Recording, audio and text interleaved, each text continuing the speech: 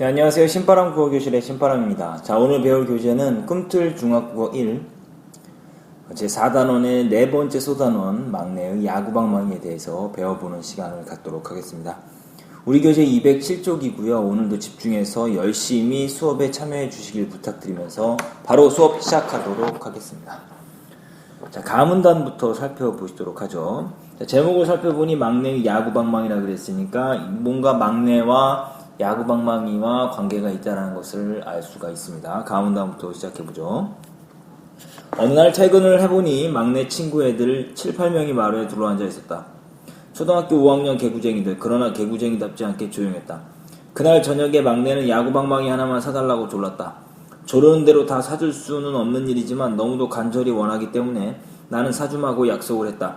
그리고 다음날 퇴근을 할 때 방망이 하나 사다 주었다. 자,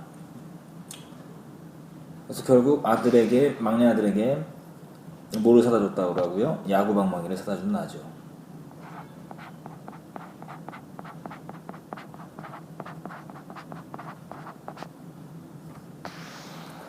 그 다음날부터 막내는 집에 늦게 돌아왔다. 어떤 때는 하늘에 별이 떠야 방망이에 글러브를 꿰어매고 새카만 거지 아이가 되어 돌아오는 것이다.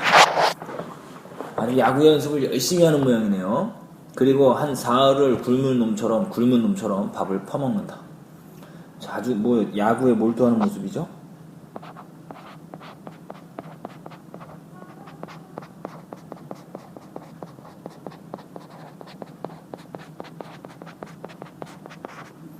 왜 이렇게 늦었니? 야구 연습을 좀 하느라고요. 이 캄캄한 밤에 공이 보이니 막내는 말이 없었다.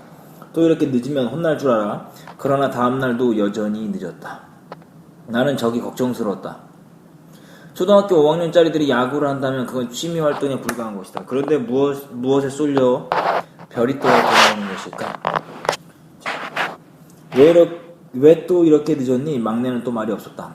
말을 못하겠니? 그러자 막내가 겨우 입을 열었다. 내일 모레가 시합이에요. 무슨 시합? 5학년 각반 대항 시합인데 우리가 꼭 이겨야 해요. 막내가 늦게 집에 들어오는 거죠.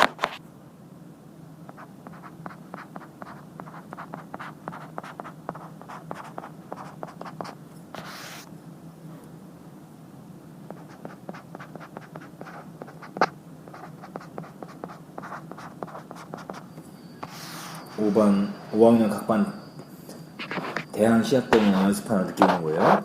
그때 막내의 얼굴에는 너무도 진지한 빛이 떠올랐기 때문에 저는 무엇라고 야단을 칠 수가 없었다. 그럼 시합 끝나면 일찍 오지? 예. 그런데 시합 날이라던 그날 막내는 우승을 하지 못한 모양이었다. 밥도 먹는 둥 마는 둥 그냥 잠자리로 들어가 이불을 뒤집어 쓰는 것이다. 아주 상심한 모습이죠. 나는 지나치게 승부에 민감한 것은 좋지 않을 듯해서 다음에 또 기회가 있지 않니? 그리고 갑자기 서두르면 못 써. 하고는 이불을 벗겨주었다. 그러나 막내는 무슨 대단한 하늘이라도 맺힌 듯 누운 채로 면벽을 하고 있었다.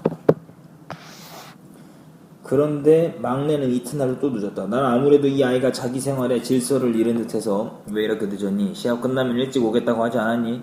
어떻게 된 거야 이게? 하고 좀 심하게 나무랐다. 그제야 막내는 자초지종을 털어놓았다. 그럼 밤늦게까지 야구 연습을 하게 된 이유를 이제 털어놓았죠. 한자성어 잘 기억해 두십시오. 자초지종. 다음 페이지 넘어가시죠. 다음에 적는 것은 그 이야기의 대강이다. 자, 야구 연습에 매진해서 매일 늦게 귀가하는 막내를 꾸짖는다. 막내의 담임선생님은 마음 남짓한 분이신데 무슨 깊은 병원으로 입원을 하셔서 한두어 달 학교를 쉬시게 되었다. 그렇게 해서 학교에서는 막내 반 아이들 이반 저반으로 나눠 붙였다. 그러니까 막내의 반은 하루아침에 해체되고 반 아이들은 뿔뿔이 헤어지게 된 것이다. 그런데 배치해 두는 대로 가보니 그 반 아이들의 괄시가 말이 아니었다. 그런 괄시를 받을 때마다 옛날의 자기 반이 그리웠다. 선생님을 졸졸 따라 소풍 가던 일, 운동회에서 다른 반 아이들과 당당히 겨루던 일, 이런저런 자기 반의 아름다운 역사가 안타깝게 명멸하는 것이다. 때로는 편찮으신 선생님이 너무 보고 싶어 길도 잘 모르는 병원도 찾아갔다. 옛반에 대한 그리움과 선생님에 대한 그리움이 있는 거죠. 그러는 동안에 아이들은 선생님이 다 나오셔서 오실 때까지 우리 기죽지 말자 하며 서로서로 격려하게 되었고, 이런 기운이 팽배해지자 이른바 간부였던 아이들은 자기네의 사명을 깨닫게 되었다. 그래서 몇 아이들이 우리 집에 모였던 것이고, 그 기죽지 않은 방법으로 채택된 것이 야구대회를 주최하여 우승을 차지하는 것이었다. 연습은 참으로 피나는 것이었다. 뱃속에서 쪼르륵거리는 소리가 나도 누구 하나 배고프다는 말을 하지 않았다. 연습이 끝나면 또 작전 계획을 세우고 검토했다. 자, 아주 열심히 연습하는 모습이죠. 매우 진지한 분위기죠.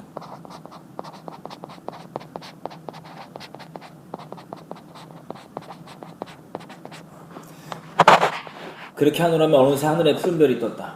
그리하여 마침내 결승전에 진출했다. 이반 저반으로 헤어진 아이들은 예선부터 한 사람 빠짐없이 응원에 나섰다.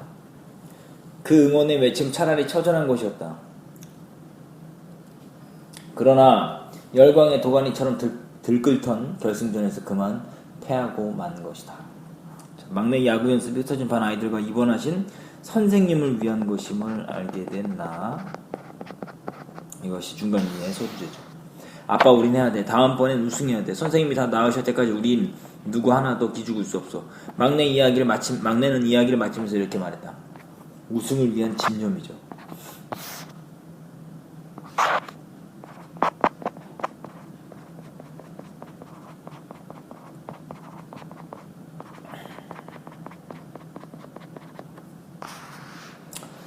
나는 아무 말도 하지 못했다. 무슨 만국민의 독립운동사라도 읽는 것처럼 감동 비슷한 것이 가슴에 꽉 차오는 것 같았다. 이제 막내 이야기에 감동을 받은 거죠.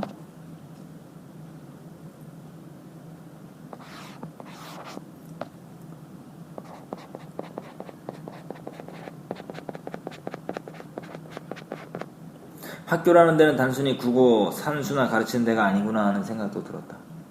이튿날 밤 나는 늦게 들어오나 막내의 방망이를 믿어온 마음으로 소중하게 받아주었다. 태도가 바뀌었죠.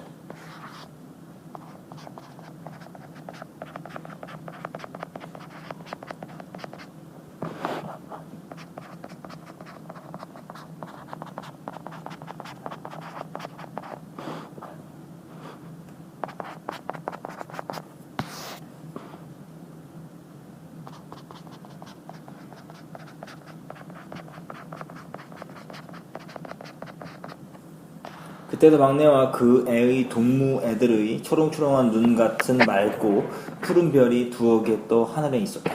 나는 그때처럼 맑고 푸른 별을 일찍이 본 일이 없다. 그래서 막내 이야기를 듣고 감동하여 진심으로 막내를 응원하는 나, 이렇게 이야기하면서 글을 마치고 있습니다. 자, 그럼 209페이지 소단어 한눈에 보기로 정리를 해보시도록 하겠습니다. 자, 특징부터 보실까요? 막내에 대한 글쓴이의 심리 변화가 잘 나타나고, 막내와 아이들을 바라보는 글쓴이의 따뜻한 시선이 드러나며 글쓴이의 개인적인 생활 체험과 짜임새 있게 구성하여 잔잔한 감동을 준다. 야구 시합을 통해 성장하는 막내와 그 친구들의 모습을 감동적으로 그리고 있다라고 이야기해주습니다. 이 글의 구성 빈칸 한번 채워볼까요? 막내의 성화에 못 이겨 야구 방망이를 사준 거죠. 야구 연습에 매진해 매일 늦게 귀가하는 막내를 꾸짖는 나. 자, 막내 야구 연습이 흩어진 반 아이들과 입원하신 담임 선생님을 위한 것임을 알게 됐습니다. 그래서 막내의 이야기를 듣고 감동하여 진심으로 막내를 응원하는 나라는 것을 알 수가 있죠. 심리 변화. 막내가 늦게 귀가하니까요.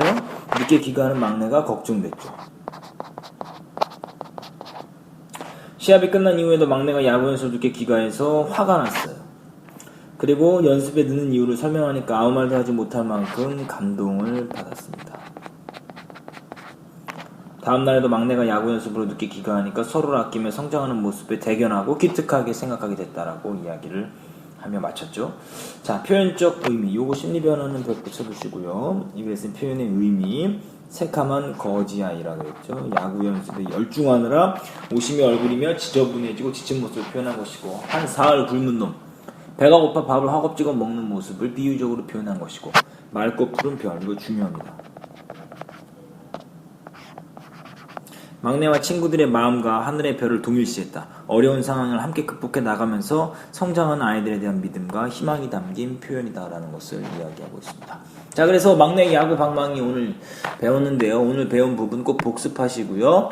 자, 쏟아난 한눈에 보기 오마이노트로 정리하시길 바랍니다. 자, 오늘 공부하느라 고생 많았습니다. 다음 시간에 다시 만나요. 소년이여 야망을 가져라.